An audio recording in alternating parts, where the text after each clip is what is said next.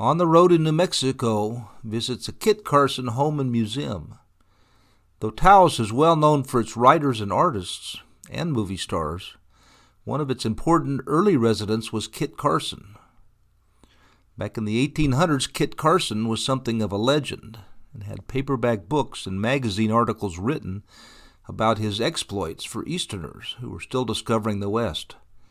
The artists and writers that came to Taos in the early years of the 1900s, D.H. Lawrence being one, brought their easels and manuscripts in search of freedom from convention in both painting, writing, and life. Kit Carson came to Taos in his teens and made his name as a mountain man, guide, Indian fighter and advocate, military officer, and family man. Just south of the Taos Plaza, which is a collection of hotels, gift shops, art galleries, and general stores, all circling a simple plaza with a gazebo and statue in the middle, is a street named after Kit Carson. If you walk south down this street, you come to Kit Carson's house, which has been turned into a museum and offers insight into the way Taos life was before the movie stars moved here, Julia Roberts. Crossing the busy street that takes traffic through town, you get a feel for the rustic beauty here. The magical mountains that circle the city, the blue sky and white clouds that look like snowbanks waiting to settle on the landscape. The homes and businesses are either done in a Pueblo style or Spanish colonial style, and colors are shades of brown.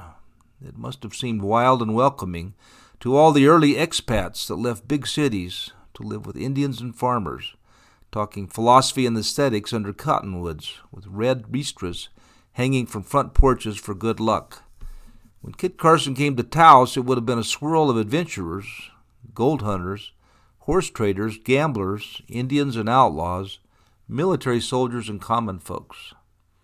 Today, most of the art galleries are closed on the way to the home and museum, but you can see through the windows what they offer.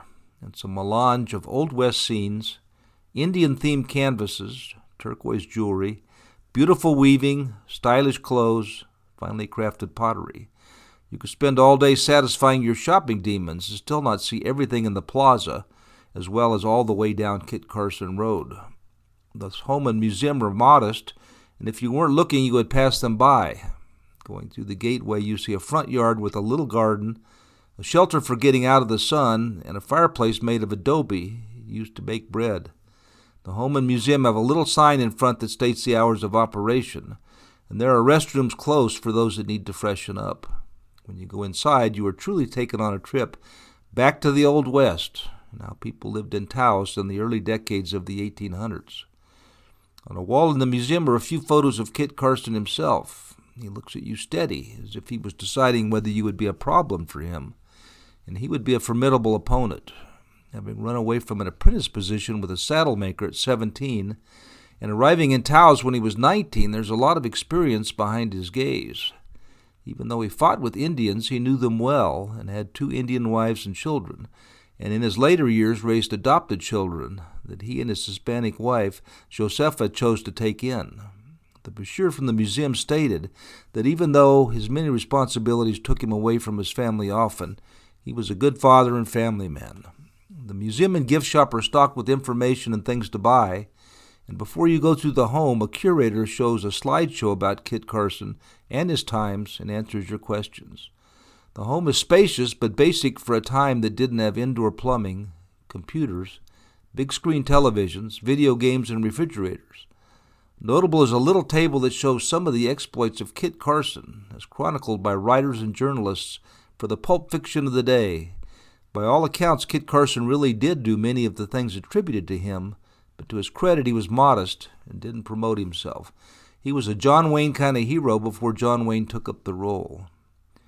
Leaving the museum on the road in New Mexico, heads back to the plaza to visit the old La Fonda Hotel, check out a few art galleries, and enjoy the charm of the plaza.